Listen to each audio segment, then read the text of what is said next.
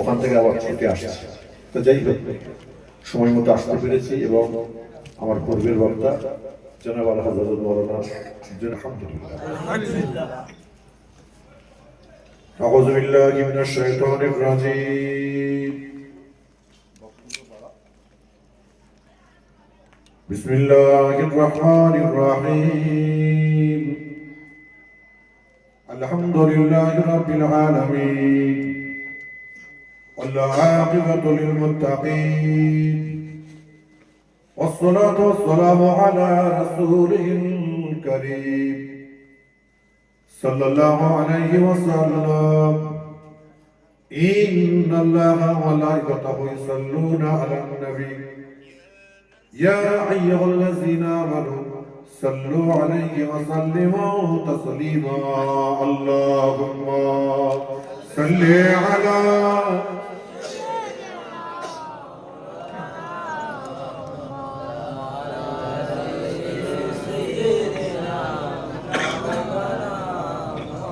ঠান্ডা পড়েছে বলে আপনারা ঠান্ডা হয়ে গেছে নাকি? এটা আওয়াজে সকলে উচ্চ আওয়াজে পড়ে আল্লাহুম্মা সাল্লি আলা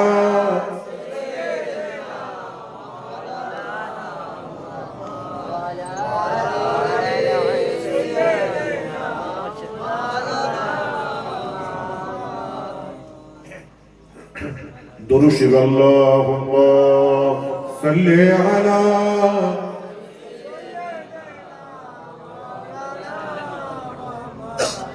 وعلى آله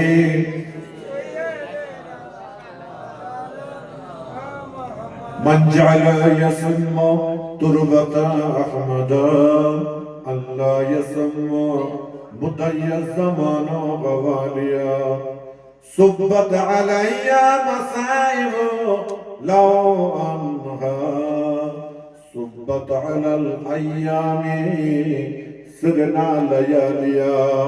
اللهم صل على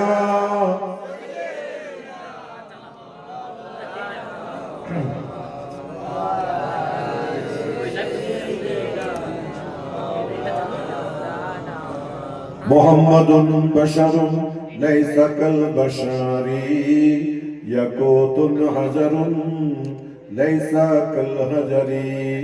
اللهم صل على আওয়াজে সবাই পড়ে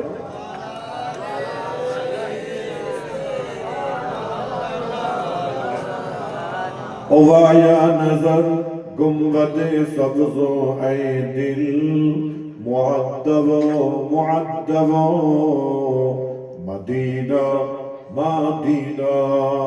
اللهم صل على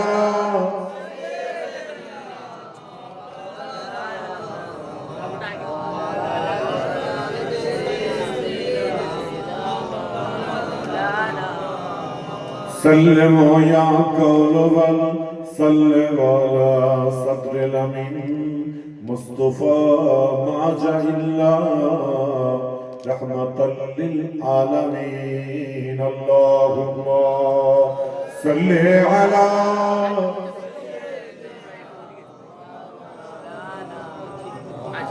وعلى آل سيدنا মধ্যবিষ্ট মুরব্বী জ্ঞানী মুনি বুদ্ধিজীবী ভাইরা বসে আছেন আত্মীয়তার আয়োজন কারিগর বিশিষ্ট ওলামায়ে কেরামগণ। আমার পূর্বের বক্তা জনাব হযরত মাওলানা আলহাজ জুনায়েদ সাহেব অবস্থান করে গেলেন এবং তার পূর্বে বক্তারা আছেন। আমার পরও ইনশাআল্লাহ ফজরের নামাজের পরে একজন অন্ধ বক্তা আছেন, তিনি আসবেন, আলোচনা করবে, আপনারা শ্রবণ করবেন এবং পর্দার অন্তরালে মা বোনেরা আছেন প্রত্যেককেই আমি আমার অন্তরস্থল থেকে ফুরফুরা দরবার শরীফ বাইতুল মাল উলফিয়াত ট্রাস্টের তরফ থেকে মোবারকবাদ জানাই। সবাই উচ্চ আওয়াজে জোরে বলুন আলহামদুলিল্লাহ। আরেকটু আনন্দের সঙ্গে জোরে বলা যাবে না আলহামদুলিল্লাহ। আল্লাহ পাকের দরবারে কোটি কোটি শুকর আদায় করি যে আল্লাহ পাক কাকে কোন অবস্থায় রাখেন আল্লাহ সেটা ভালো জানেন। কিন্তু আজকে যে আমরা সুস্থ শরীরে এই জান্নাতের বাগানে নিশ্চিন্তে বসে আছি, এটাও তো আমাদের নসিব বড় দেখেন। নসিব না আমাদের আল্লাহ সুস্থ রেখেছে। সুস্থ রেখে জান্নাতের বাগানে বসিয়েছে, এর থেকে আর কোনো আর ভালো জিনিস পাবো? পাবো কি? পাবো না। আজকে বলুন, যতগুলো মানুষ আমরা বসে আছি, আমি যদি বলি আগামীকালকে বেলা 10টার সময় গরম ভাত খেয়ে একটু রায় দিকে যাবো বা আমি একটুখানি ডায়মন্ডে যাবো, যেতে পারবো? আল্লাহ হুকুম ছাড়া আমাদের একটা কদম চলতে পারবো কি আমরা? এই জন্য বলবে আমরা একটা কদম কেউ চলতে পারবো না যে আল্লাহর হুকুম ছাড়া। বিশেষ করে আজকে যে আপনারা আমি এখানে বসে আছি, আমাদের ভিতরে আদব আখলাক নববী আমাদের ভিতরে আছে। কেমন জানেন, আমি কিছুদিন আগে, আমার কথা করা অসুবিধা হচ্ছে নাকি? যদি কারো ঘুম লাগছে একবার তকবীর দিলে বুঝতে পারো নারে তাকবীর। এদিকার লোকের কমে গেছে, ব্যাপারটা বুঝলাম না। এদিকার লোকের একটু বয়োজ্যেষ্ঠ আছে বলে একটু অসুবিধা হচ্ছে নাকি? একটু সবাই মিলে একটু আওয়াজ দেন, তকবীরের ধ্বনিটা দেবেন, নারে তাকবীর। কেন জানেন, এই জলসা মাহফিলগুলোকে আল্লাহ পাক কবুল করে। কেমন করে? এই যে তাকবীরের ধ্বনি দিচ্ছে, আল্লাহু আকবার বলছেন, দরুদ শরীফ আওয়াজ পড়ছেন, আল্লাহ বলে এই ফেরেশতা আমার বান্দাগুলো এইভাবে এত রাত্রি ওরা আমাকে আল্লাহু আকবার, আল্লাহ মহান, নারে রিসালাহ ইয়া রাসূলুল্লাহ বলছে। ব্যাপারটা কি রে? বলছে আল্লাহ এরা খুব আপনাকে ভালোবাসে, আপনার রাসূলকে ভালোবাসে। যা ওদের জানা অজানা সাগীরা কাবীরা সব গুনাহগুলোকে আমি আল্লাহ মাফ করে দিয়েছি।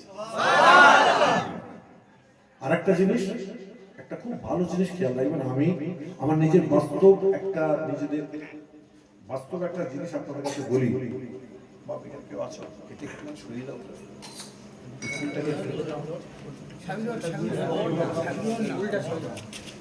এদিকে ভাই দেখতে অসুবিধা হচ্ছে, হ্যাঁ একটু বেঁধে তো। আর এই ফুলটাকে একটু সুবিধা হচ্ছে না? একটু দেখলে আপনাদের ভালো লাগে, আমারও ভালো লাগে। এই দিকটা একটু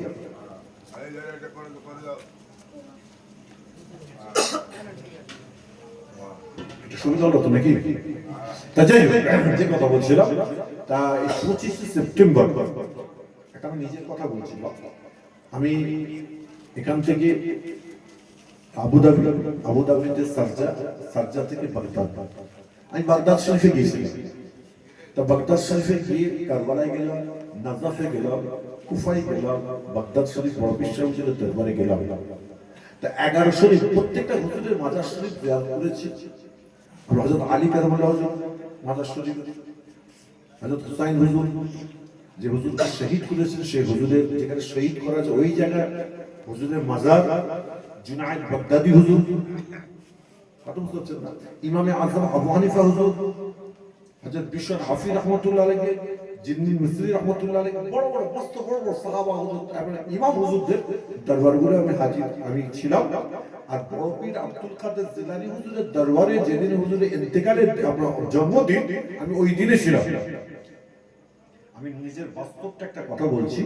তা ওইখানে থাকার পরে দেখলাম আপনার ইন্ডিয়া, পাকিস্তান, উজবেকিস্তান, ফ্রান্স, আপনার জাপান, আপনার ইরাক, ইরান, সারা বিশ্বের আলেম ওলামা, বিশেষ করে সুন্নি মতবাদ, সুন্নি আলেম সব আছে। তা আমি হুজুরের দরবারে চুপচাপ বসে আছি। কেন বড় বিশ্বাস হুজুরের দরবারে জীবনে কোনদিন যাইনি। আর হুজুরের পায়ের জুতো, তার পায়ের ধুলোর যোগ্য আমি সায়েন্সের দিকে নই। আমি চুপচাপ বসে বসে আল্লাহর জিকির করছি। তেমন সময় একটা জোয়ান যুবক ছেলে আমাকে লাথি মেরে চলে গেল। আমি চুপচাপ বসে আছি হুজুরের দরবারে, আমি আর লাথি মেরে কি হয়েছে? কিছুক্ষণ পরেতে ওই লোকটি, ছেলেটি আমার কাছে এসে বলছে আসসালামু আলাইকুম। ওয়ালাইকুম আসসালাম। हमको माफ कर दीजिए। मैं क्यों? अरे लात लग गया। मैं क्यों लग गया?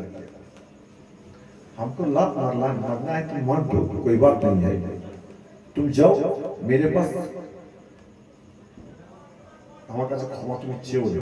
বলে क्यों? আমি যাও বড় পীর আব্দুল কাদের জিলানী হুজুর के पास जाओ, जनता ওলি এবং কামিল মুকাব্বিল পীর है। আরে প্রচুর বলে ওখানে যাও। আমি কি? আমি তার দরবারের একজন খাদেম, গোলামের বাচ্চা, গোলাম, তার পায়ে ধুলো তার কিছু যোগ্য আমি নই।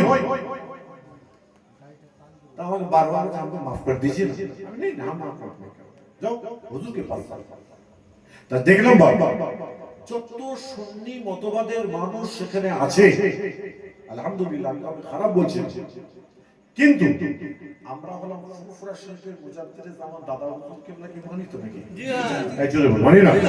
তিনি যে শিক্ষা দিয়ে গেছেন, আপনার বাপ, আপনার দাদা, দাদার বাপ, নানার বাপকে আজকে বলুন, যতগুলো মানুষ এখানে বসে আছে, আমি যে চেয়ারে বসলাম, এখানে যদি একটা নিচে যদি কোরআন শরীফ থাকে, আপনি আমাকে কি বলবেন? হুজুর নিচে কোরআন আছে। আমরা কেউ চাইবো কোরআন শরীফ বেজ্জতি হয়ে যাবে? আমরা কেউ চাইবো সঙ্গে সঙ্গে আমি কি করবো? হয় কোরআন শরীফটা এখান থেকে সরিয়ে দিতে বলবো, আর নচেত আমার থেকে উঁচুতে যেন কোরআন শরীফ থাকে, তাই না? এবার আসুন পশ্চিম দিক, পশ্চিম দিকে আমরা পা করে বসে থাকতে পারি কেন? কাবা আছে। আচ্ছা, কাবা শরীফ আপনি দেখতে পাচ্ছেন? এখান থেকে 8.5 থেকে 9,000 কিলোমিটার দূরে আল্লাহর বাইতুল্লাহ ঘর আছে।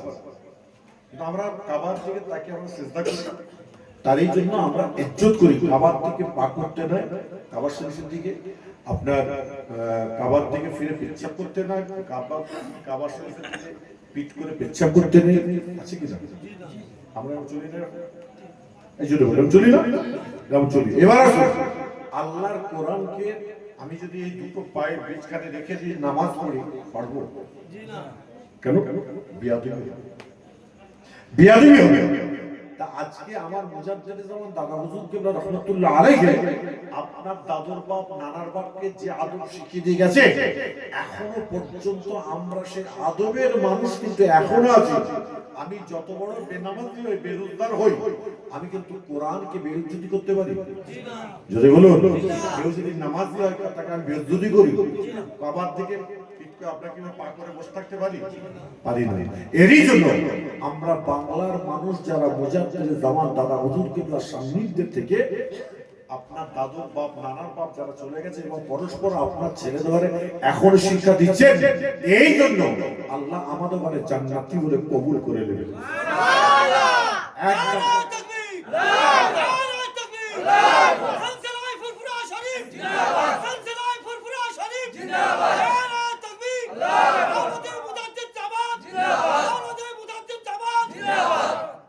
এটা হলো আমার মুজাদ্দিদে জামান দাদা হুজুরের অবদান, এবং এই অবদানকে আমরা যেভাবে ফলো করি, আমরা অনেকে আছি বেনামাজি আছি, মসজিদে নামাজ হচ্ছে, ভাই আপনার কাপড়টা না পাক, আপনি নামাজ পড়তে যেতে পারছেন না, আপনি বলছেন আল্লাহ অন্যায়, আল্লাহ আমি বড্ড অন্যায়, খুব অন্যায় করছি। আল্লাহ তুমি যখন আমার আযান নামাজ শুনতে পেয়ে মসজিদে নামাজ হচ্ছে, আজ যে ইনকিসারি করছো, তোমার নামাজ, তোমার কাপড়টা না পাকে উঠতে পারো না, তুমি যে আজ যে ইনকিসারি করে আমার কাছে ক্ষমা চাইছো, আমি আল্লাহ তোমাকে মাফ করে দিই, জান্নাতি পর্যন্ত করতে পারি। এটা করতে পারে? আদব কি জিনিস? যদি কেউ তাসাউফের মানুষ হয়, তাকে আদবের মানুষ প্রথম হতে হয়। আদব যার ভিতর থাকবে, আল্লাহ তাকে অবশ্যই জান্নাতি করবেন, এবং আদব যার ভিতর থাকবে, সে কালো হোক, ফর্সা হোক, যত বড় আলেম হোক, তার চেহারা থেকে নূর বেরোবে, কথা ঠিক জ্যোতি বেরোবে।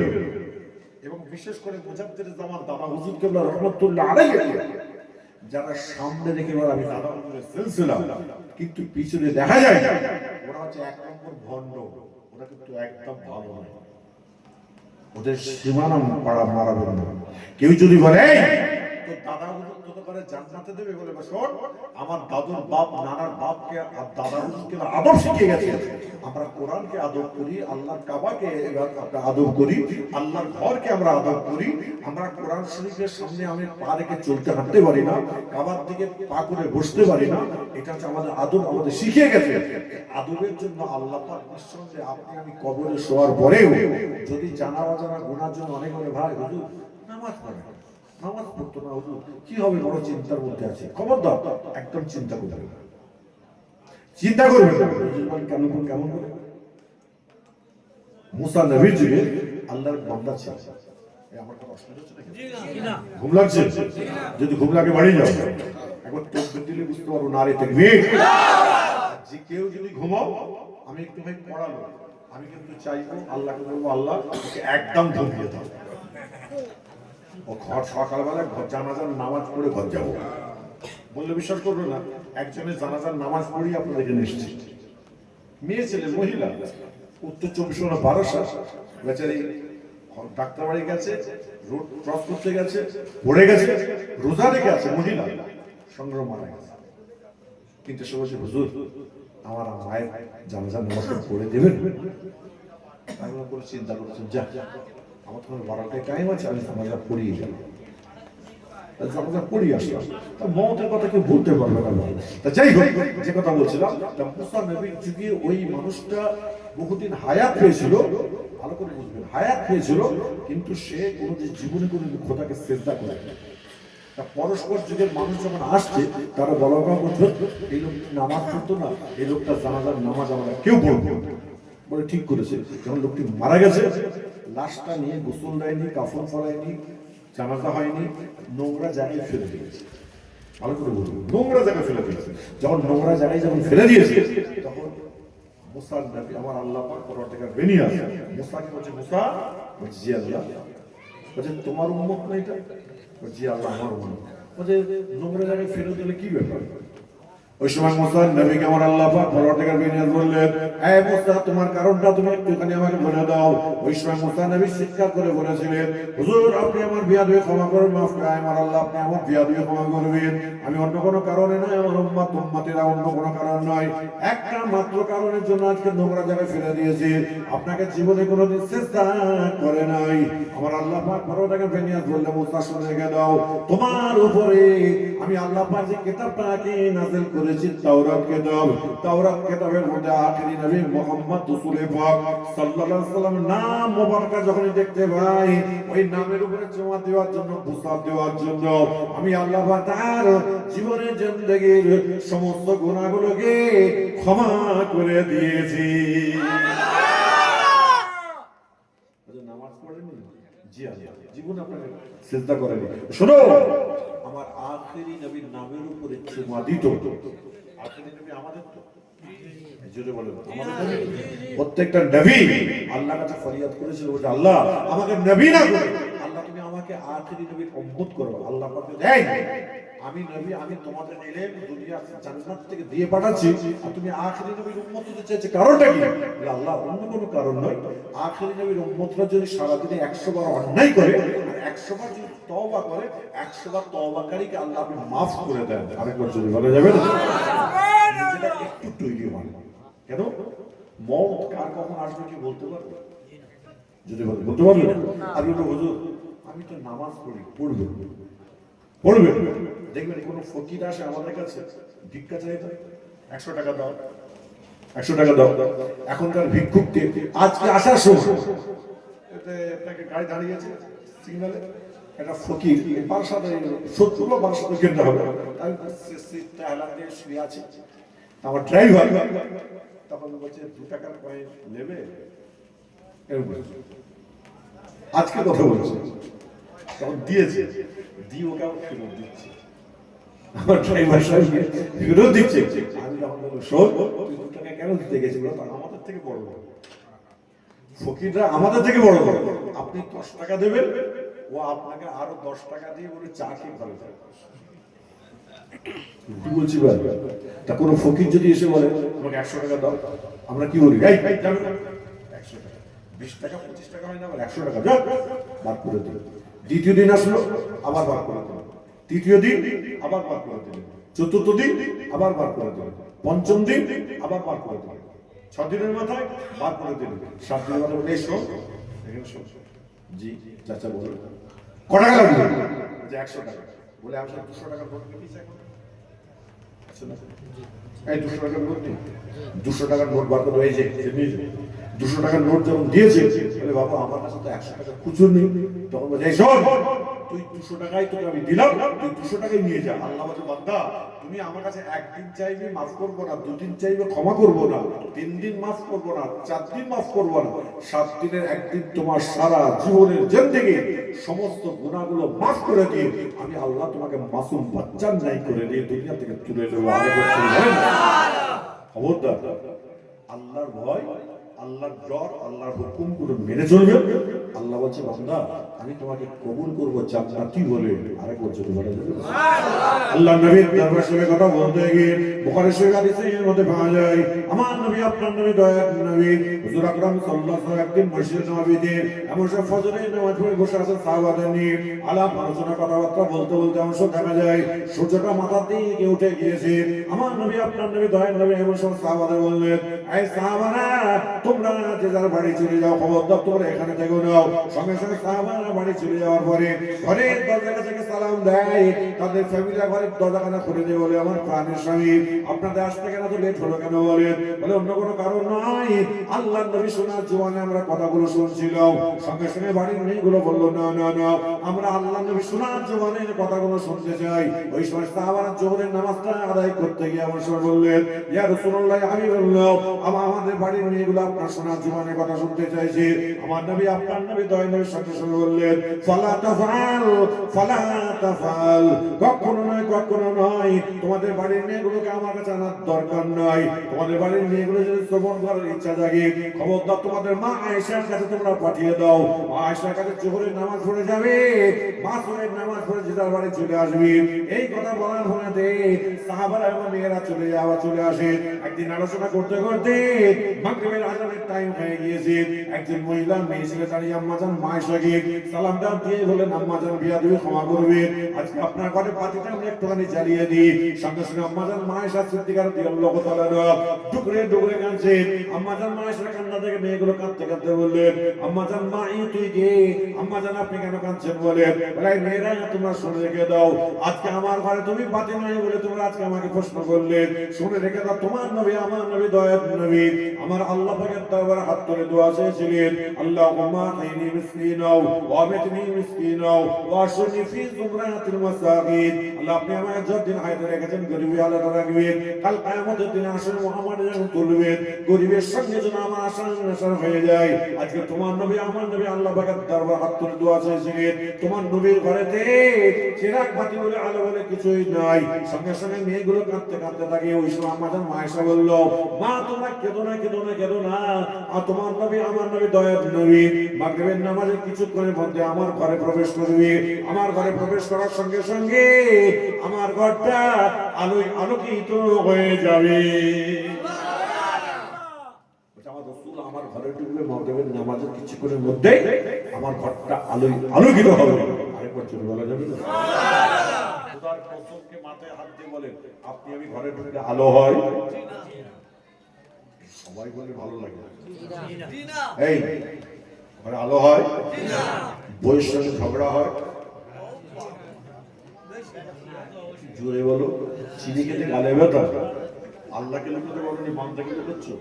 আওয়াজ দিয়ে বলে ঝগড়া হয়? আপনাদের এই এলাকায় বউ পেটানোর কাছে নাকি বউ ধরে পিটছে দুমদাম আছে? এই বাবা চালাচ্ছ কেন? এই বুঝেছ ও পিসাব পেয়ে গেছে? পিসাব হয়নি এখানে। যদি আজকে এখন যদি একটা 26 বছরের মেয়ে যদি ব্রেকটা দিত লোক কম হতো? জুড়ে বলো কম হতো? ঠিক আছে। আর এখন যদি এখানে চাঁদা তুলতে যাও চাচা আমাদের জলসা কত রে? 200 টাকা। তো চাচি কাছে ইচ্ছা চলবে, চাচি কাছে গেছে 20 টাকা। চাচি 20 টাকা কি হবে? বলছে তোর চাচা যা দিয়ে গেছে সেটা। এরকম আছে না? আছে না? এখানে 20 টাকা যদি বলে চাচা আমরা তো একটা ফাংশন যাচ্ছি 9টার সময় যে মেয়েটা উঠবে না তার মেয়ের চেহারা দেখো জান খারাপ হয়ে যাবে। বিশাল চেহারা নেকটি পরে যখন উঠবে যখন কোমরটা দেখাবে না ওরে আল্লাহ দেখতে হবে না। তখন বলছে হ্যাঁ ওইটা কত লিখছে? বলছে চাচা ও তো একাই 12 লাখ। বল কত উঠেছে? বলে 2 লাখ উঠেছে, 10 লাখ বাকি আছে। বলে কাউকে বলিস সামনে চেয়ার পাওয়া যাবে? হ্যাঁ সামনে চেয়ার তোমার জন্য চাচা দেবো নি? বলে কাউকে বলিসনি, আমি 10 লাখ টাকা দিয়ে দেবো আর আমাকে সামনে চেয়ারটা দেবে। এরকম কেস আছে না নেই বাপ? তুই জোরে বলো। জানি চিনি খেতে গালে ব্যথা, আমি একটু ডাইরেক্ট বলি না ওই জন্য সবাই ওনাকে কি কথা বলবে? এখানে বসলে জান্নাত পাওয়া যায়। এখানে বসে যদি কেউ যদি ঘুম আসে, ঘুম যদি ছেড়িয়ে দিয়ে চুপচাপ বসে থাকে, আল্লাহ পাক নিঃসন্দেহে জান্নাতি বলে তাকে কবুল করে নেয়। আরেকবার জোরে বলুন। চায়ের দোকানে বসে বিপদ গাইবে, পরনটা গাইবে, এর পিছনে কাটি মারবে, ওর নিয়ে পালিয়ে গেছে রে, খুব হচ্ছে, হাসি হচ্ছে, মনে করছে জান্নাত পাচ্ছ, সব একটা গুনাহ কিনছো, সব একটা গুনাহ কিনছো। খবরদার, এগুলোকে বুঝে চলো। আল্লাহ বলছে বান্দা আমি তোমাকে জান্নাতি বলে কবুল করে নেব। আরেকবার চলে যাবে। আল্লাহ নবীর দরবারে কথা বলতে গিয়ে আম্মা জান আয়েশা সিদ্দিকা রাদিয়াল্লাহু তাআলা কথা বলতে গিয়ে আমার নবী আপনার নবী দয়ার নবী হুজুর আকরাম সাল্লাল্লাহু আলাইহি ওয়াসাল্লাম একদিন মসজিদে নববীতে ফজরের নামাজ আদায় করবার পরে আম্মা জান আয়েশা সিদ্দিকা রাদিয়াল্লাহু তাআলা ঘরে আসছেন। আমার নবী আপনার নবী দয়ার নবী হুজুর আকরাম সাল্লাল্লাহু আলাইহি ওয়াসাল্লাম 10টা 10:30টার সময় আম্মা জান আয়েশার ঘরে আসলে আসার পর দেখতে পাওয়া যায় আম্মা জান আয়েশা আমার রাসূল পাকের জন্য তিনি রান্না করছেন। ওই সময় আমার রাসূল পাক সাল্লাল্লাহু আলাইহি ওয়াসাল্লাম আম্মা জান আয়েশার সঙ্গে আলাপ আলোচনা কথাবার্তা বলছেন। এমন সময় জোহরের আযানটা শুরু হয়ে যায়। সঙ্গে সঙ্গে আমার নবী আপনার নবী দয়ার নবী ফজর আপনার জোহরের নামাজ পড়তে মসজিদে নববীতে চলে গেলেন। নামাজ আদায় করে যখন ঘরে আসছেন আম্মা জান আয়েশা ঘরে আসছেন। যেই জায়গায় আম্মা জান আয়েশা রান্না করছিলেন সেই জায়গাতে আম্মা জান আয়েশাকে দেখতে পাওয়া যায় না। একবার ডান দিক বাম দিকে তাকাচ্ছে, আম্মা জান আয়েশাকে দেখতে পাওয়া যায় না। এমন সময় আপনার কি বলে ঘরের দরজাখানা খুলে দেখতে পাই আম্মা জান আয়েশা সিজদায় পড়ে আল্লাহ পাকের দরবারে কাঁদছেন। আমার নবী আপনার নবী দয়ার নবী কোনো প্রশ্ন উত্তর করলেন না। এমন সময় আপনার সিজদাতে গোটানোর পরে আল্লাহ পাকের দরবারে তো হাত করে দোয়া চাইছেন। দোয়াটা যখন কমপ্লিট হয়ে যায় আমার নবী আপনার নবী দয়ার নবী আম্মা জান আয়েশাকে বললেন আয়েশা মা তুইকে তুমি কেন কাঁদছো বলো। আম্মা জান আয়েশা কাঁদতে কাঁদতে বললেন ইয়া রাসূলুল্লাহ ইয়া হাবিবাল্লাহ হুজুর অন্য কোনো কারণ নয়, একটা মাত্র কারণের জন্য আমার চোখ দিয়ে পানি বার হয়।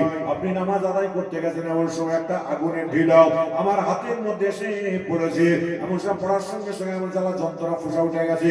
আমি চিন্তা করলাম একটা ছুঁচকে মাটিতে ভরে দেওয়ার পর যখন ছুঁচটা তোলা হয় গায়ে যতটুকু মাটি লেগে থাকে জাহান্নামের আগুন ততটুকু দুনিয়া এসে ইয়া রাসূলুল্লাহ আমি বললাম এই জন্য আমি আয়েশা আমার চোখ দিয়ে পানি বার হয়।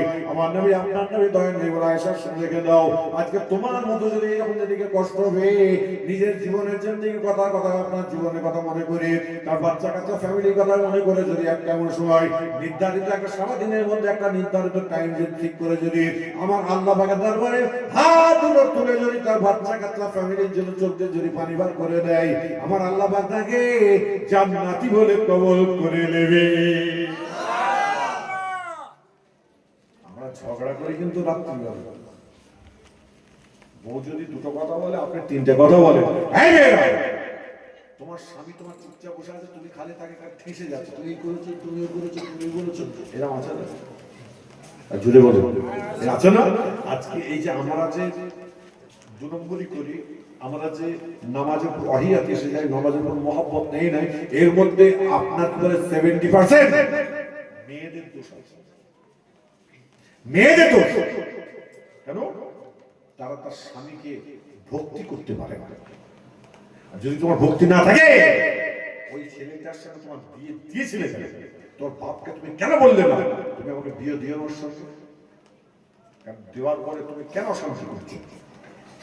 যত শান্তিতে থাকবে আল্লাহ তোমাকে জান্নাতি বলে কবুল করবেন। আরেকবার বলুন আমার রাসূল পাকের দরবারে কথা বলতে গিয়ে আমার নবী আপনার নবী দয়ার নবী একদিন মসজিদে নববীতে এমন সময় তিনি আসেন না আমার আম্মা জান আয়েশা সিদ্দিকা রাদিয়াল্লাহু তাআলা আনহা বললেন ইয়া রাসূলুল্লাহ ইয়া হাবিবাল্লাহ হুজুর আপনি আমার বিয়াদবি ক্ষমা করে মাফ করবেন, আপনি বেলা 10টা 10:30 থেকে আপনি আমার ঘরে আসবেন। আয়েশা কেন কি ব্যাপার? বলে আম্মা জান হুজুর হ্যাঁ এই সালোয়ার কামিজটা জায়গা জায়গায় ছিঁড়ে গেছে। তারপরে বলে হুজুর আমি যখন ঘরের দরজা জানলা দিয়ে যখন সেলাই করবো ওই সময়তে ঘরটা অন্ধকার হয়ে যাবে আর আপনি ওই ঘরের এক কোণে এসে বসে থাকবেন, আপনার চেহারা থেকে জ্যোতি বার হবে আর আমি আয়েশা আমার সালোয়ার কামিজটা সেলাই করে নেবো। আরেকবার বলা যাবে না? আপনি যদি আপনার স্ত্রীর চোখে যদি আপনি জ্যোতি যদি না হতে পারেন আপনার নামাজ, আপনার রোজা, আপনার জিকির, আপনার ফিকির, আপনি দাদা হুজুরকে কলজা দিয়ে মন দিয়ে প্রাণ দিয়ে যতই ভালোবাসেন কবরে কিন্তু স্থান নেই। দাদা হুজুরকে বলে দিয়ে যাবে যে এই রাস্তায় চলো, আল্লাহ তোমাকে জান্নাত দেবে। হুজুর কেবলা বলেই গেছে এই রাস্তাতে চলো, আল্লাহ তোমাকে জান্নাত দেবে। সেই রাস্তা যখন আপনি আমি এরকম ঢাকাচড়া করেছি আর মনে মনে ভাবছি, আরে ঠিক আছে আমি তো হজ করে চলে এসেছি। ওরে ভাই, তুমি যতই হজ করে আসো, তোমার ছেলের বউ যদি বেহায়া নির্লজ্জের মতো বাইরে যদি ঘুরে ঘুরে বেড়ায়, ওকে বলে ও আমার খালু হয়, ও আমার মামা হয়, ও আমার চাচতো ভাই হয়, এরকম আছে ব্যাপার। জোরে বলো। আর তুমি এদিকে মসজিদে বসে বসে যতই জিকির করো, আল্লাহ তোমাকে জান্নাত দেবে। যদি প্রতিবাদ করার ক্ষমতা থাকে, বাপের বেটা যদি হয়, সামনে করবো, আর পিছনে খ্যাক খ্যাক করবে, সঠিক কেটে দেবো। কিছু নির্লজ্জ আছে আমাদের পিছনে কথা বলে, সামনে বল। আমল নাই, ইবাদত নেই, বন্দেগি নেই, আবার এইদিকে বসে আছে পকেটে বিড়ি নিয়ে বসে আছে। আচ্ছা না, আপনাদের কার পকেটে নেই? এরকম টানা মাল তো আছে। যদি কেউ টানা মাল থাকে, খবর তো তাবারও খাবে না। কি বললেন? বলা যাবে না, একদম খাবে না। তাবারক হলো মওতের রোগ চালা প্রত্যেকটা রোগের ওষুধ। আর তুমি বিড়ি টেনে, তুমি বোতল খেয়ে তাবারক খাবে? নির্লজ্জ কোথাকার। আর যারা খাবে, আমি তোমাদের হাতে ধরে পায়ে ধরে বলে যাচ্ছি, একদম আজ থেকে ত্যাগ করে না। যেটা অন্যায় করেছি অন্যায়, যদি আপনি এইভাবে চলতে পারেন, আল্লাহ বলছে বান্দা আমি তোমাকে জান্নাতি বলে কবুল করে নেব। আরেকবার যদি বলেন আল্লাহ নবীর দরবারে কথা বলতে গিয়ে আমার আল্লাহ পাক কোরআন শরীফে ঘোষণা দিয়েছেন, বিসমিল্লাহির রহমানির রহিম, খাতামাল্লাহু আলা কুলুবিহিম, তোমাদের কলবেতে মোহর মেরে দেওয়া হলো, ওয়ালা সামিহিম, তোমাদের শোনার জায়গায় মোহর মেরে দেওয়া হলো, ওয়ালা আবসারিহিম, তোমাদের দেখার জায়গায় পর্দা ফেলে দেওয়া হলো, ওয়ালা হুম আযাবুন আযীম, তোমাদের উপর কঠিন আযাবকে আমি আল্লাহ পাক ঘোষণা দিলাম। কোরআনের তাফসীর করতে গিয়ে বুখারী শরীফে হাদিসে আছে, আমার নবী আপনার নবী দয়ার নবী হুজুর আকরাম সাল্লাল্লাহু আলাইহি ওয়াসাল্লাম একদিন মসজিদে নববীতে আসরের নামাজ পড়ে সাহাবাদের নিয়ে আলাপ আলোচনা কথাবার্তা বলছেন। এমন সময় দেখা যায় আল্লাহর একজন বান্দা, একজন আল্লাহর এক বান্দি, মহিলা, মেয়ে ছেলে, বয়োজ্যেষ্ঠ মহিলা, বড় কষ্ট করে হেঁটে হেঁটে আসছে ওই সময় মেয়েটাকে দেখতে পেয়ে আমার নবী আপনার নবী দয়া নাই বলে, আরে দুনিয়াতে মেয়েটা কেউ নাই। সঙ্গে সঙ্গে জোয়ান যুবক ছেলে এমন সময় দাঁড়িয়ে আমার রাসূলকে সালাম দিয়ে বললেন, সাদ্দাকতা ইয়া রাসূলুল্লাহ, আমি এখানে হাজির আছি। আমার নবী আপনার নবী দয়া নাই বললেন, তুমি হাজির আছো, কে বলো তোমার ওটা কে হয়? বলে হুজুর আপনি ক্ষমা করবেন, ওটা আমার আম্মা জান, মা জননী। বলে তুমি মায়ের খেদমত করো না, তুমি আমার কাছে কেন বসে আছো? বলে আমি আম্মা জান কে, আমি একবার নয়, দুইবার নয়, পাঁচবার নয়, সাতবার নয়, বেশ কয়েকবার বলেছি আম্মা জান আপনি ঈমানটা নিয়ে চলে আসেন, আমি ঈমান এনেছি। আমার আম্মা জান আজকে ঈমান আনে নাই বলে হুজুর তারই জন্য আমি আর এইদিক ওদিক করি না, আমি আমার মায়ের খেদমত করা বন্ধ করে দিয়েছি। আমার নবী আপনার নবী দয়া নাই বলে, সাহাবা শুনে গেল, তোমার মা যতবার আপনার কিবার আপনার ঈমান থাকুক বা নাই থাকুক, তুমি মায়ের খেদমত করবে, আল্লাহ তোমাকে জান্নাতি বলে কবুল করে নেবে। তুমি মায়ের খেদমত করবে, আল্লাহ তোমাকে জান্নাতি বলে কবুল করবে।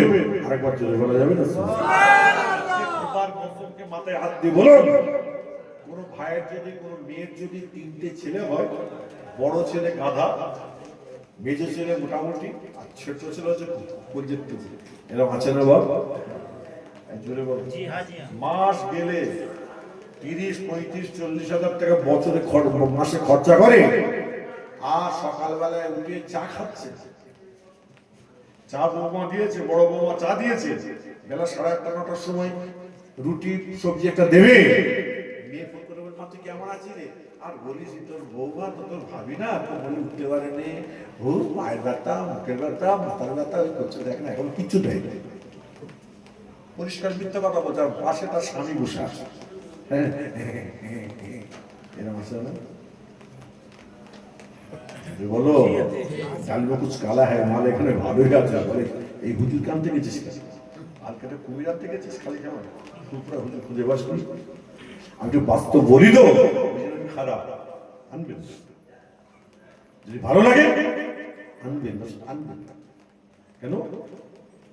মহিলারা যদি এইভাবে যদি মিথ্যা বলে, মহিলা তো সে মেয়েটা তো জাহান্নামে যাবে, আর আপনি স্বামী, আপনি যদি বলে থাকেন, চুপ করে থাকেন, আপনি তাকে সাপোর্ট করছেন, সাপোর্টের জন্য তুমি জিকির করো আর মুরাকাবা করো, আর রাসূল পাকের দরবার থেকে ঘুরে এসো। আর মাঝে মাঝে দাদা হুজুরের মধ্যে গিয়ে বলে, আমি হুজুর, দাদা হুজুরের ছেলছেলা হুজুর, একদম হুজুরের কথা কেউ যদি কিছু বলে মুখ ভেঙে দেবো, প্রচুর মাথা।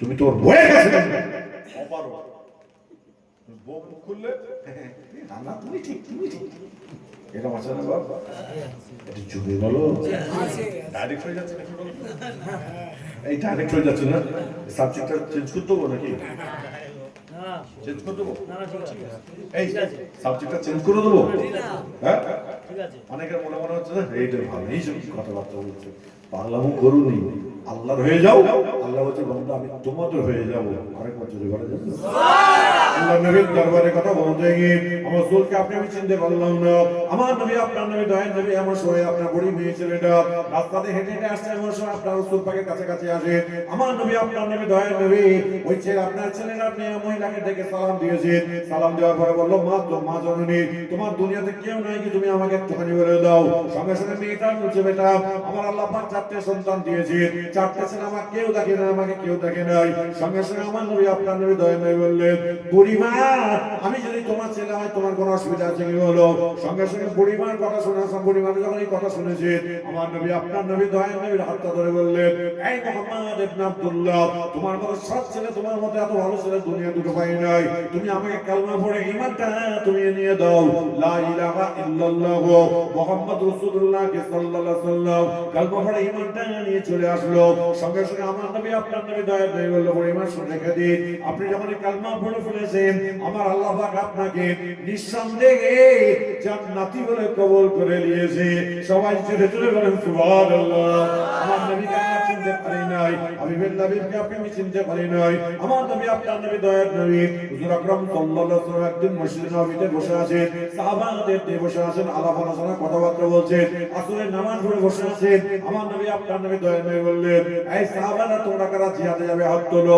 প্রত্যেকটা সাহাবা হাত তুলে বললেন সাদ্দাকতা ইয়া রাসূলুল্লাহ আমরা প্রত্যেক হাজির আছি জিহাদে যাওয়ার জন্য আমার নবী আপনার নবী দয়ার নবী বললেন এই সাহাবারা তোমার স্ত্রীর কাছ থেকে তোমরা পারমিশনটা নিয়ে আসো বাপ মা ভাই ব্রাদার না বড় ভাই আছে পারমিশন নিয়েছো বাপ আছে পারমিশন নিয়েছো মা আছে পারমিশন নিয়েছো না তোমার স্ত্রী আছে স্ত্রীর কাছ থেকে পারমিশনটা নিয়ে আসো আরেকবার জোরে বলা যাবে না সুবহানাল্লাহ আল্লাহ কতটা কদর মেয়েদের স্ত্রীদের দিয়েছে সেই স্ত্রীগুলো বসে বসে স্বামীগুলোকে জাহান্নামে ঢুকাচ্ছে খবরদার আপনার স্ত্রী যদি 3 দিনের জন্য বাড়ি চলে যায় আপনি আপনার জায়গা থেকে মাথা থাকবেন শোনো আমি অন্যায়ের বিরুদ্ধে আমি আছি আর থাকবো যদি তোমাকে ঘর যেতে বলে তুমি ঘরে যেতে পারো তোমাকে আমি ছাড়ছি যদি কোনো মেয়ে বলে তোমাকে আমাকে তালাক দাও না শরীয়ত তালাক দিতে বলে না শরীয়ত বলেছে তোমাকে পরিবর্তন করতে হবে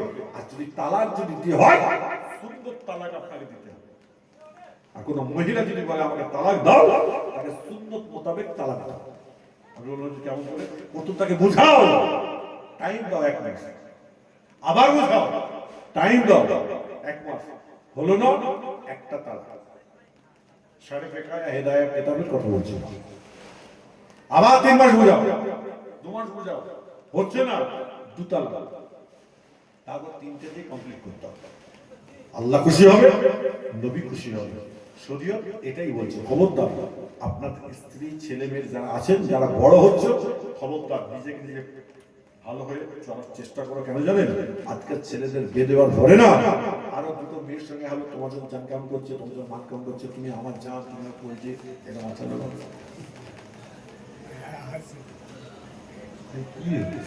চুপচাপ হয়ে গেল ব্যাপারটা কি এর আছে না আওয়াজ তো জোরে বলো আছে না এত আস্তে আওয়াজ কেন ডাল মে কুছ কালা হয়ে গেল আমার ভালোই আছে তাহলে বলি না বুঝতে দাই সব আমি ঠিক আছে ঘরে বউ আছে তোমার তো নাও কলজে দিয়ে দেবো তোমাকে আমি কিডনি বিক্রি করে তোমাকে ভালোবাসি সেই মেয়া তোমাকে শুনবে ঠিক আছে এই না আমার বউ এইরকম ছেলে খুঁজছে পাগলা মতে মজা নেই ভালো মনের মানুষ হয়ে চলো আল্লাহ বলছে বান্দা আমি তোমাকে কবুল করবো জান্নাতি বলে এখন চলে পড়া যাবে। আল্লাহ নবীর দরবারে কথা বলতে গিয়ে ওই সময় সাহাবারা সঙ্গে সঙ্গে তার স্বামীর কাছে যায়। স্বামীর কাছে যাওয়া, স্ত্রীর কাছে যাওয়ার পরে পারমিশন নিয়ে আমার রাসূল পাকের দরবারে চলে আসে। আমার নবী, আপনার নবী দয়াল নবী প্রত্যেকটা সাহাবাকে, যাও চলে যাও চলে যাও, আমি পারমিশন দিলাম তোমাদের জিহাদে যাওয়ার জন্য। একদিন নয়, 2 দিন নয়, খোদার শাস্ত্র জমে যাওয়া একটা মেয়ে ছেলে মহিলা নিজের চামড়া চোখ স্বপ্ন দেখতে ভাই একটা ভীমরুল ঘরে পড়ে মারা গেছে। মেয়েটার ঘুমটা ভেঙে গিয়ে আল্লাহ পাকের দরবারে ফরিয়াদ করে বলে, আয় আমার আল্লাহ, আমি আমার চামড়া চোখে স্বপ্ন দেখতে পেলাম একটা ভীমরুল ঘরে পড়ে মারা গেল, আমার স্বামী বেঁচে আছে না মারা গেছে, আমার আল্লাহ আজকে আপনার কাছে আমি দোয়া চাই। সঙ্গে সঙ্গে আল্লাহ পাকের দরবার থেকে কোনো ফায়সালা আসছে না। ঈশার ফজরের নাজান হয়ে যায়। ফজরের নামাজ পড়ার পরে আমার নবী, আপনার নবী দয়াল নবীর দরবারে মেয়েটা চলে গিয়ে আমার রাসূলকে সালামটা দিয়ে বললেন, ইয়া রাসূলুল্লাহ, আমি বললাম আমার স্বামী আজকে জিহাদে গেছে, আমার মনে কোনো দুঃখ ব্যথা নাই, কিন্তু আজকে আমার স্বামী বাবা আপনার জিহাদে গেছে, আমি আমার নিজের চামড়া চোখে স্বপ্ন দেখতে পেলাম একটা ভীমরুল ঘরে পড়ে মারা গেছে, হুজুর আপনি স্বপ্নের তাবিরটা করে দিন। আমার নবী, আপনার নবী দয়াল নবী 2 মিনিট চোখটা বন্ধ করার পরে কিছুক্ষণ পরে বলল, এই মেয়ে ছেলে, তোমার স্বামীটা দুনিয়া থেকে বিদায় নিয়েছে। সঙ্গে সঙ্গে মেয়েটা কেঁদে কেঁদে জালেদার হয়ে যায়। আমার নবী, আপনার নবী দয়াল নবী বলল, মা তুমি কেঁদো না, কেঁদো না, আমার আল্লাহ পাক কোরআন শরীফে ঘোষণা দিয়েছে, বিসমিল্লাহির রহমানির রহিম, ইন্নাল্লাহা মা'আস সাবিরিন, সবরকারীকে আমার আল্লাহ পাক বড় পছন্দ করে। আমার নবী, আপনার নবী দয়াল নবী একটা একটা করে সবরের হাদিস বলতে থাকে। এমন সব 2 ঘন্টা আলোচনা করার পর মেয়েটার কান্না বন্ধ হয়ে যায়। আমার নবী, আপনার নবী দয়াল নবী বলেন, তুমি মা তুমি বাড়ি চলে যাও। সঙ্গে সঙ্গে আমার রাসূল পাককে বলেছেন, হুজুর আমার কচি কাঁচা বাচ্চাগুলো আমি রেখে এসেছি। আমার নবী, আপনার নবী দয়াল নবী বলে, আগে তুমি আগে বলো না কেন? বলে, হুজুর আপনার শোনা জবানের কথাগুলো আমাকে বড় মধুর লাগছিল। আমার নবী, আপনার নবী দয়াল নবী হুজুর আকরাম সাল্লাল্লাহু আলাইহি ওয়াসাল্লাম শোনার পরে বললেন, এই মেয়ে ছেলে, খবরদার তুমি চিন্তা করো না, টেনশন করো না, তোমার আমি আল্লাহ পাকের দরবারে হাত তুলে দোয়া চাই, আল্লাহ পাক তোমার বাচ্চা কাচ্চাগুলো যেন সুস্থ রেখে দেয়। মেয়েটা বাড়ির দিকে আগিয়ে যাচ্ছে। আবু বকর সিদ্দিকের যে গ্রামে বাড়ি, মেয়েটা সেই গ্রামে বাড়ি। আবু বকর সিদ্দিক রাদিয়াল্লাহু তাআলা আনহু আমার সাথে সালামটা দিয়ে বলল, মা ওয়াই মেয়ে ছেলে, তোমার মনটা কেন খারাপ বলো? আজকে আমার স্বামী মারা গেছে। না না না, তোমার স্বামী আজকে রাতে তোমার ঘরে ফিরে আসবে। যখন এই কথা বলেছেন, বাড়ি যাওয়ার পর দেখতে পাওয়া যায় তার বাচ্চা কাচ্চাগুলো সুস্থ আছে।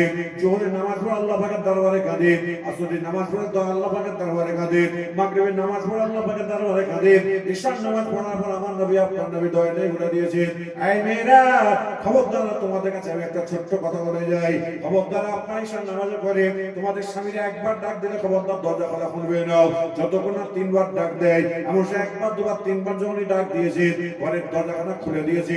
খোলার সঙ্গে সঙ্গে এমন সময় দেখতে পাওয়া তার স্বামী তার সম্মুখে।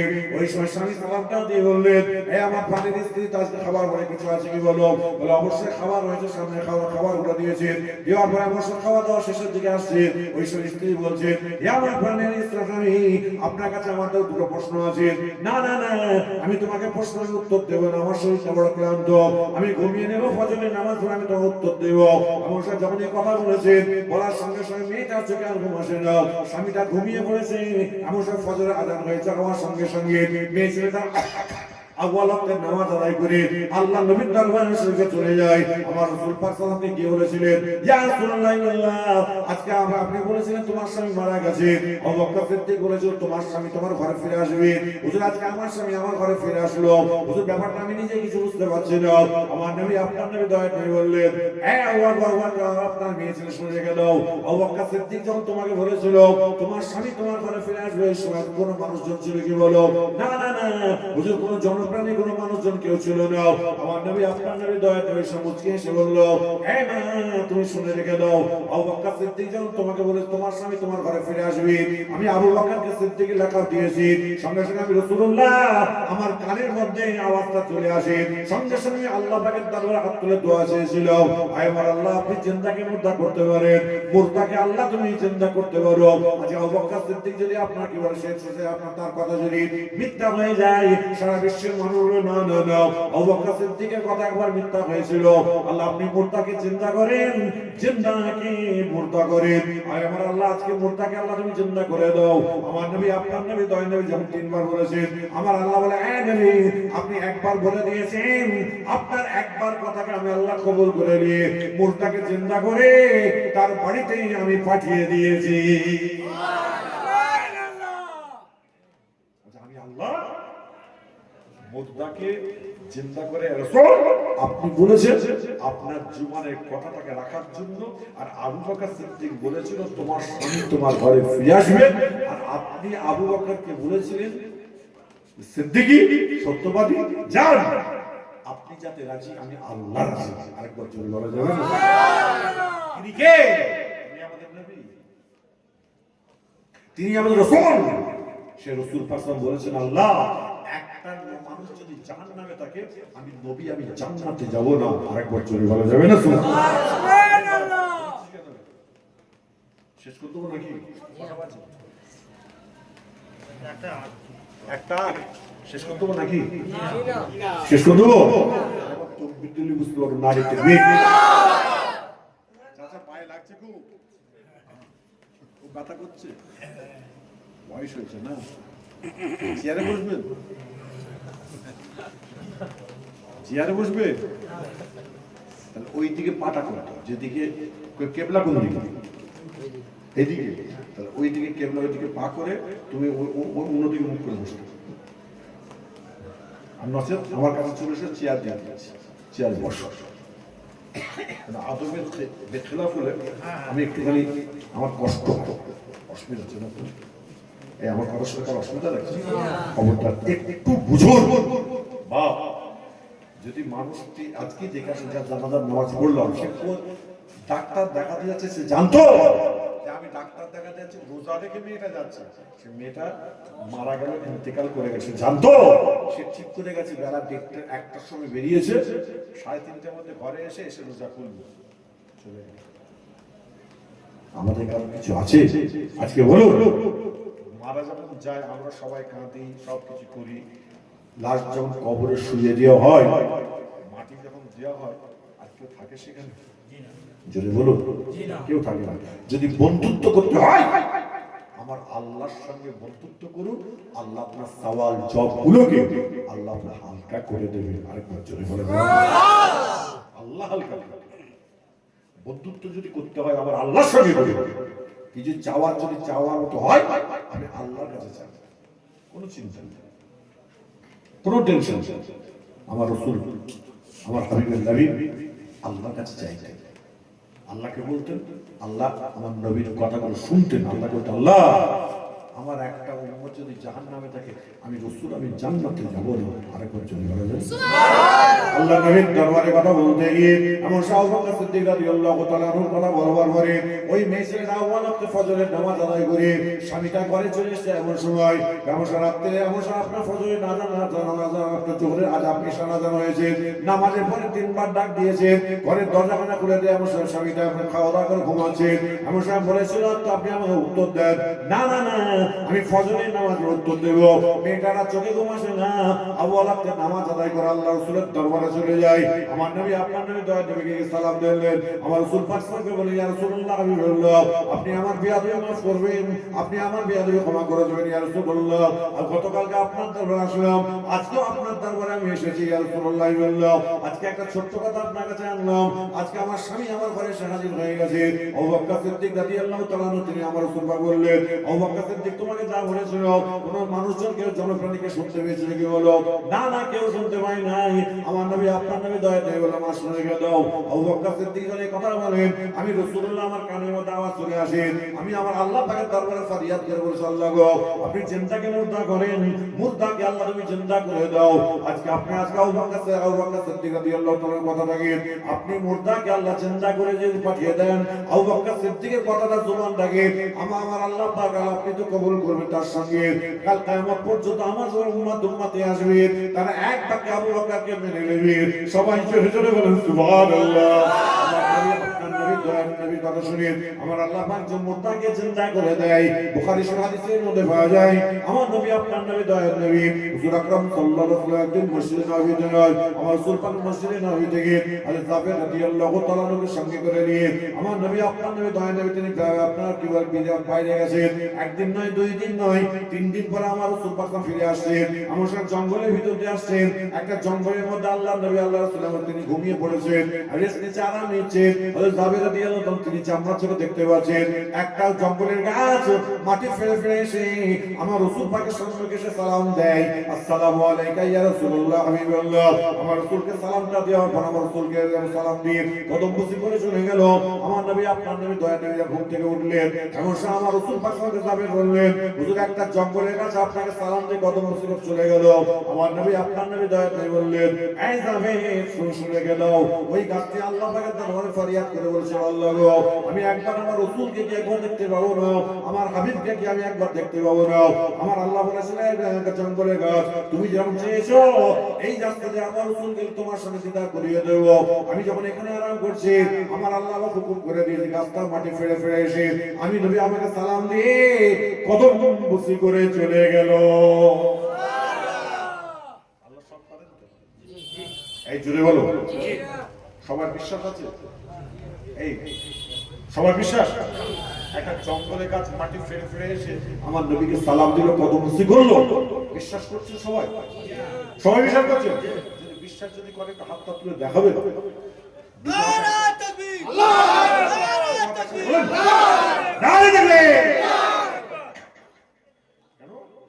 আমার রাসূল পাক সাল্লাল্লাহু আলাইহি ওয়াসাল্লামের দরবারে আমার আল্লাহর দরবারে গাছ চেয়েছে, আমার আল্লাহ পাক বাস্তবে সেটাকে দেখিয়ে দিলেন।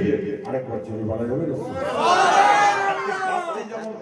আমার রাসূলকে এসে সালাম দিয়ে কদম বুসি করছে, আমার আল্লাহ বলেছেন যদি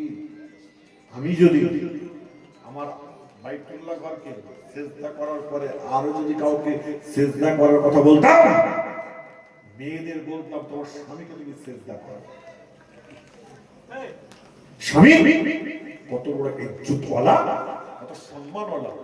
আজকাল মেয়েরা দু নম্বর কিছু মেয়ে বেরিয়েছে, স্বামী তো করে বার্তা দেয়, স্বামী কাজে গেল মোবাইলে হ্যালো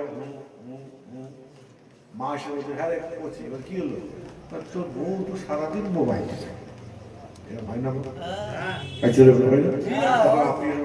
আপনি কার সঙ্গে কথা বলছি? বলে আমার বাপের সঙ্গে। বলে 3 ঘন্টা তোর কথা বলছিলি? বলে আমার মায়ের সঙ্গে। তারপরে বলে আমার বড় বোনের সঙ্গে, তারপরে আমার মেজো বোনের সঙ্গে, তারপরে আমার ছোট বোনের সঙ্গে। লাও ঠালা বলতো একটা একটা করে বউর কথা বলেই যায়। ছয় সম্পূর্ণ নিজের ঘরকে ঠিক রাখো, আর নিজের ঘরের থেকে কবরে কেউ কিছু করবে না। আপনি মারা যাবেন, এমন আপনার যদি টাকা যদি রেখে যান, আপনার ছেলেমেয়েরা বলবে আম্মা কি হলো? বলছে আমার আব্বা খেতে ভালোবাসতো, রসমালাই খেতে ভালোবাসতো।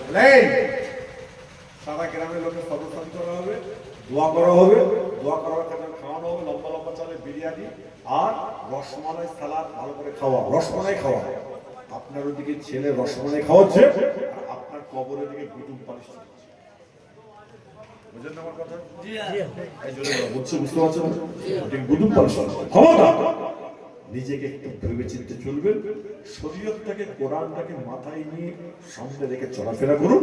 আল্লাহ বলছে বান্দা আমি তোমাকে জান্নাতি বলে কবুল করে নেব। আরেক বছর বলে দেবো আল্লাহ নবীর দরবারে কথা বলতে গিয়ে আমার রাসূলকে আপনি আমি চিনতে পারলাম না। ওই সময় নবী আপনার নবী দয়ার নবী আমার সময় তিনি হুজরাখানা থেকে আমার সাথে সফর থেকে বাড়ি চলে আসলেন। একদিন নয়, 2 দিন নয়, 4 দিন, 5 দিন নয়, 7 দিন নয়, বেশ কয়েকদিন পরে হযরত জাবের রাদিয়াল্লাহু তাআলা নাকি আমার রাসূল পাক বলেছিলেন, এই জাবের আমি তোমার বাড়ি যাব। জাবের রাদিয়াল্লাহু তাআলা তিনি গরীব মানুষ ছিলেন, আমার সাথে আমার রাসূল পাকের শোনার জবানে কথা শুনবার পরে ঘরে আসার পরে তার স্ত্রীকে বলছে আমার প্রাণের স্ত্রী শুনে রেখে দাও, আল্লাহ নবী আমার ঘরে আসতে চেয়েছেন। আমার নবী আপনার নবী দয়া করে বললেন, এই জাবের তোমাকে একটা ছোট্ট কথা বলি, আজকে আমি তোমাকে একটা ছোট্ট কথা বলি। স্ত্রী বলছে তুমি না হা কিছু বলেছো কি বলো?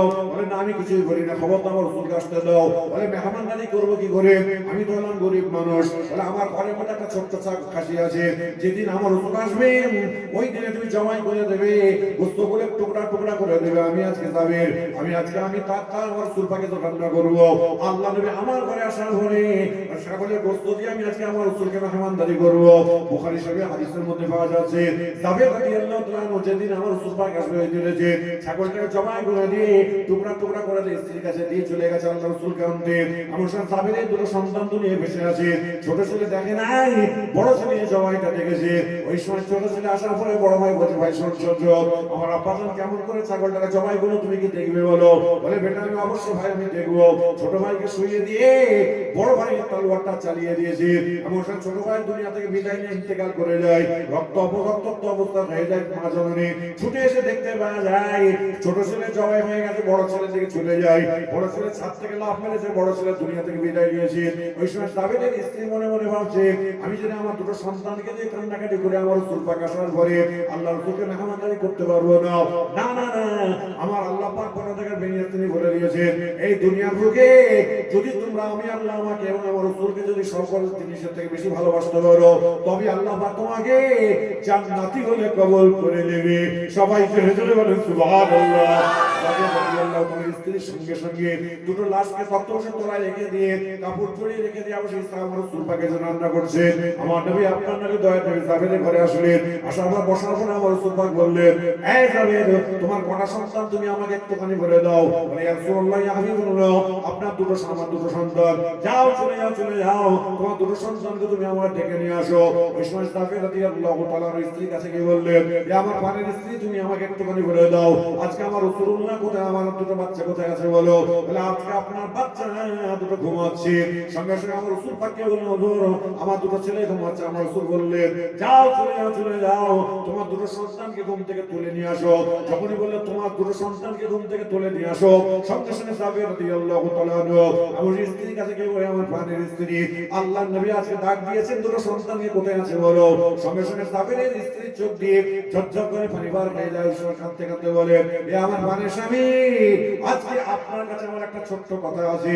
আজকে আমার কাছে অন্য কোনো কথা না, আমার দুটো সন্তান দুনিয়ায় বেঁচে নাই। হাউমা করে কাঁদতে কাঁদতে বলছে। ওই সময় কাঁদতে কাঁদতে জাবের আমার রাসূল পাকের দরবারে চলে আসে।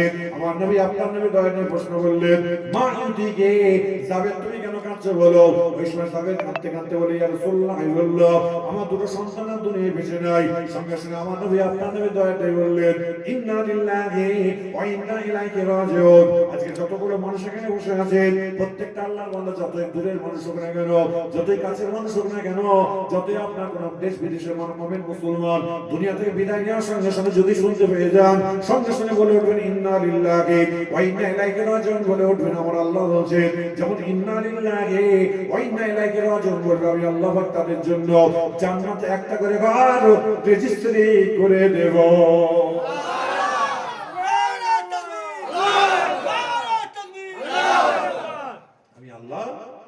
যারা ইন্না লিল্লাহি ওয়া ইন্না ইলাইহি রাজিউন বলবে তাদের জন্য জান্নাতে একটা করে রেজিস্ট্রি করব।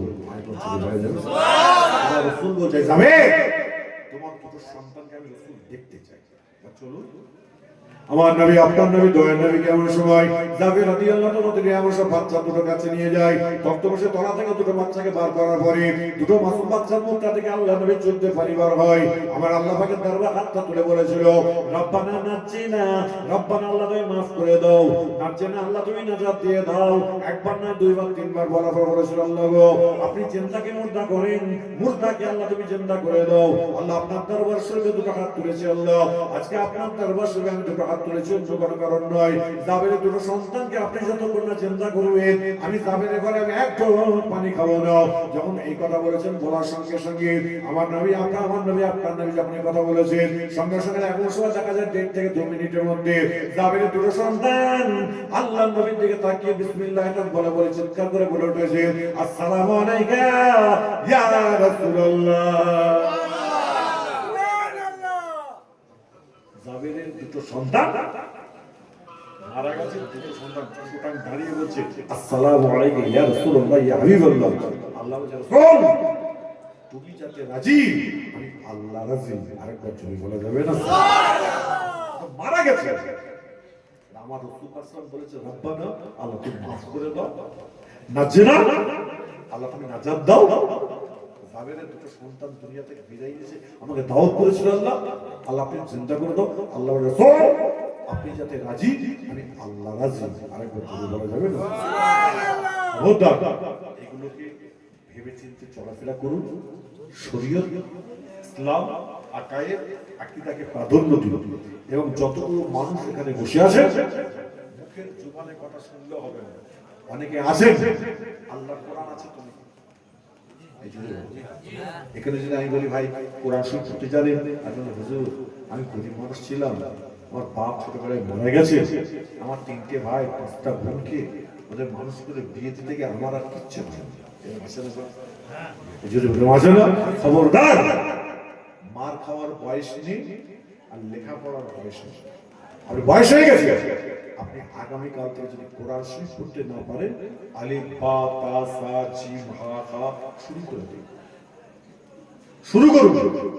আলিফ বা তা সা জিম হা হা বলে শুরু করুন, পড়তে শুরু করুন।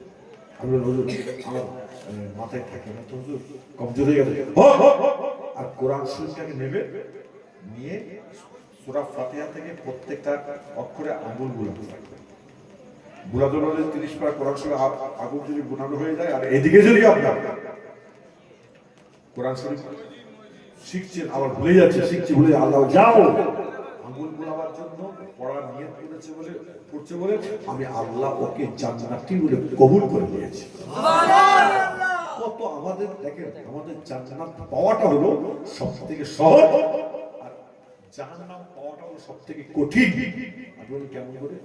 আপনি ভালো কাজ করার নিয়ত করে গেছেন, ব্যাস চিন্তা আমরা সব লিখতেই রইলেন। আর যতক্ষণ না বাস্তবে আপনি অন্যায় হারাম কাজ করছেন ততক্ষণ আপনার ওখানে কোনো কিছু লেখা হবে না। আর ভালো কাজ করার নিয়ত করে ফেলেছে, আল্লাহ বলে যাও আমি খালি লিখতেই থাকি সব। আরেকবার চলে বলে মাত্র কয়টা দিন পরে তো রমজান, রমজানের তারাবি হয় খতম তারাবি, হ্যাঁ পুরো তারাবি কেন? হ্যাঁ 64 বছরের জলসা, বড় হুজুর কেবলা, মেজ হুজুর কেবলা, আমার বাচ্চারা সব আসলো। আর মসজিদটা কত দূর? এই মসজিদ, আর এই মসজিদে খতম তারাবি হয় না? বলে হুজুর 5 ঘন্টা না হয়, তাই তো এই 5 ঘন্টা নয় তো। এই তারাবির অর্থ কি জানেন? তারাবির নামাজের অর্থ হচ্ছে আরাম করে নামাজ পড়া, আরাম করে নামাজ পড়া। আপনি কেন হোটেল করতে? ইমাম সাহেব বলবেন ইমাম সাহেব আপনি হাফ পারা কোরআন শরীফ পড়ুন, আস্তে আস্তে পড়েন, আমরা নামাজটা আদায় করি। আপনি 27 কমপ্লিট করুন, 28 কমপ্লিট করুন। আপনি সূরা ফাতিহা থেকে সূরা নাস পর্যন্ত তাকবীরে ওলার সঙ্গে কোরআন শরীফ শুনেছেন, আর যে পড়েছে যাচ্ছে যে সওয়াব পাচ্ছে, আর যে আমরা শুনেছি তারও আমি এক সওয়াব পাচ্ছি। আরেকবার জোরে বলেন সুবহানাল্লাহ। মানে কি আমরা শুনছি, আর কি চাচ্ছি আল্লাহ পাক আর কি বেনিফিট আমাদের দেবে? সব বেনিফিট আমরা দিয়ে দিয়েছি, আমাদের চিন্তা কিছু। খবরদার এগুলোকে মাথায় রেখে এইগুলোকে ভেবে চিনতে একটু চলাফেরা করুন। কখন কার টাইম হবে দুনিয়া থেকে চলে যাব নিজেরা বুঝতে পারবেন না। তারই জন্য আপনাদের হাতে ধরে পায়ে ধরে বলে যায়, বাপ অন্যায় হয়েছে ক্ষমা চাও, অন্যায় হয়েছে মাফ চাও, অন্যায় করেছেন যার কাছে অন্যায় করেছেন আপনি বলুন হুজুর তার কাছে তো মাফ চাই বলুন, খুব ভালো কথা। আপনি ঈশার নামাজ পড়ে যখন মসজিদ থেকে ঘরে আসবেন, আমি সব বলে যে কোনো ভাই সব থাকবে যারা বলবে মোস্তফা করে বলবে ভাই যদি কোনো অন্যায় করে থেকে মাফ করে দিস। চাচা তুমি আমার সাথে কি অন্যায় করলে? ভাই বন্ধু তুমি আমার কি অন্যায় করলে? আরে ভাই মতের কথা বলা যায়। আপনি এইভাবে যদি প্রত্যেকদিন বলে আসেন না, আর যদি আপনার মত হয়ে যায়, আল্লাহ বলছে বান্দা মানুষ তোকে খারাপ বলছে, আমি আল্লাহ তোকে জান্নাতি বলে কবুল করে নিয়েছি। সুবহানাল্লাহ। 1 নম্বর। দ্বিতীয় নম্বর, যখন এখান থেকে বেরোবেন আর প্যান্ট পরেন, শার্ট পরেন, পাঞ্জাবি পরেন, আপনি কি করবেন? পকেটে একটা টুপি রেখে দেবেন। মারা যাওয়ার পরে বলবে এই এটা হিন্দু না মুসলমান, যখন পকেটে টুপি দেখতে পাবে আর কিছু ভাববে হ্যাঁ মুসলমান মুসলমান। আর এক শ্রেণী বলবো মুসলমান, আর এক শ্রেণী বলবো এই লোকটি নামাজ মাথায় টুপি লোকটি নামাজি, আল্লাহ বলেন মওত হয়ে যাওয়ার পরে যে লোকটি একটা ভালো কাজ করে থাকে ওই কথা তুমি যদি বারবার বলো আমি আল্লাহ তাকে মাফ করে দেব। সুবহানাল্লাহ। কি চাই আর কি চাই? খবরদার এগুলোকে মাথায় রেখে চলবে। কেন আমরা যে বেঁচে আছি এটাই আশ্চর্য। দুনিয়া থেকে চলে যাওয়াটা এটা হলো অস্বাভাবিক। বেঁচে আছি এটা অস্বাভাবিক, আর চলে যাওয়াটা হলো স্বাভাবিক। মধ্যে আমাদের হয়। আজকে 64 বছরের জলসা আপনারা হ্যাঁ কিসের নামে, কার নামে জলসা? জলসাটা উদ্দেশ্য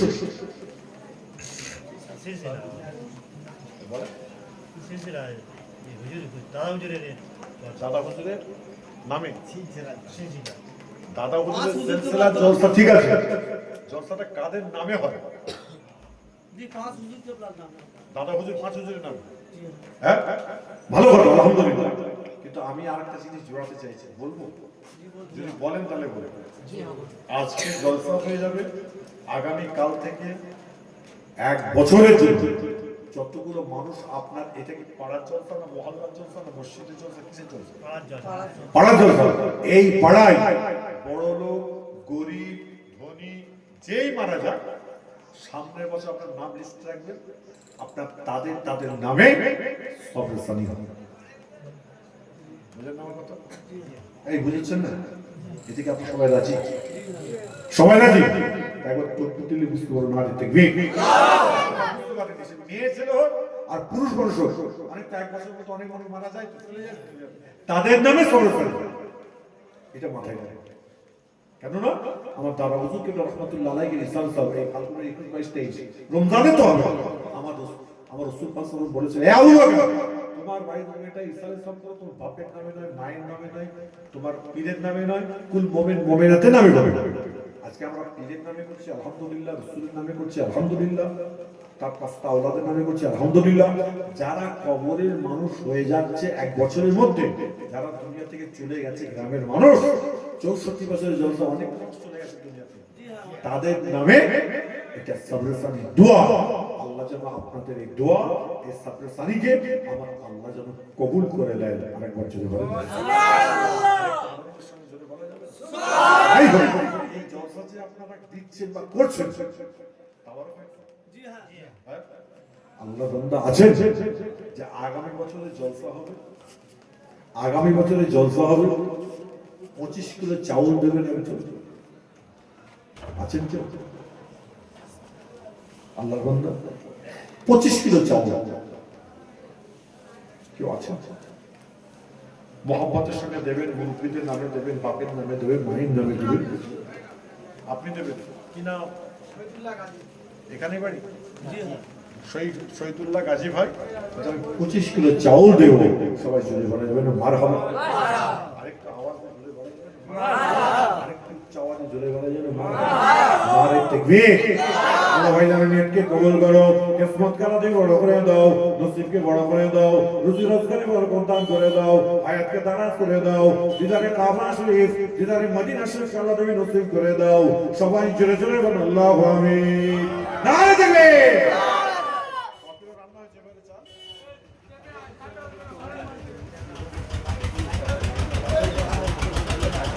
এই পালাচ্ছ নাকি?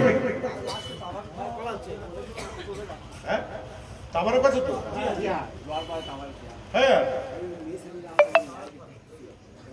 বলো বলো বলো কি হয়েছে? হ্যাঁ এখানে একজন ভাই 25 কিলো চাউল দিয়েছে, সবাই জোরে বলুন মারহাবা। মারহাবা। আরেকটু আওয়াজ জোরে বলা যাবে? মারহাবা। এবার কত কিলো রান্না হয়েছে? এই চাল কত রান্না হয়েছে বলে? 40 কিলো বিরিয়ানি চাল 40 কিলো রান্না হয়েছে। 25 কিলো উঠে গেছে, আর 40 হতে কত বাকি? 15। বাপ আর একজন আল্লাহর বান্দা আছেন 20 কিলো দেবেন চাল, আর একজন আল্লাহর বান্দা আছেন, তাহলে 25 আর 20 কত হবে? 45 নাকি আছেন? একজন আল্লাহর বান্দা 25 কিলো দিয়েছেন, আর একজন 20 কিলো দেবেন, আছেন তো? তাড়াতাড়ি করবেন বাপ, একদম দেরি করবেন না, রাত হয়ে যাচ্ছে। তাবারক রেডি হয়ে গেছে, রেডি হয়ে গেছে, তাবারক দেওয়া হবে, আপনাদের দেরি করা হবে। আছেন বাপ, কি হচ্ছেন? আল্লাহর একজন বান্দা আছেন।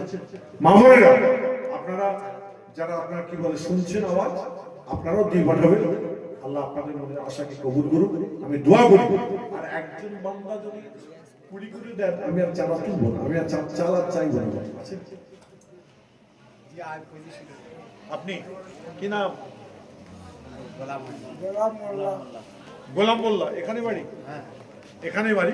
বলছে আমি বলছি হুজুর আমি 25 কিলো দেবো, সবাই জুড়ে বলা যাবে মারহাবা।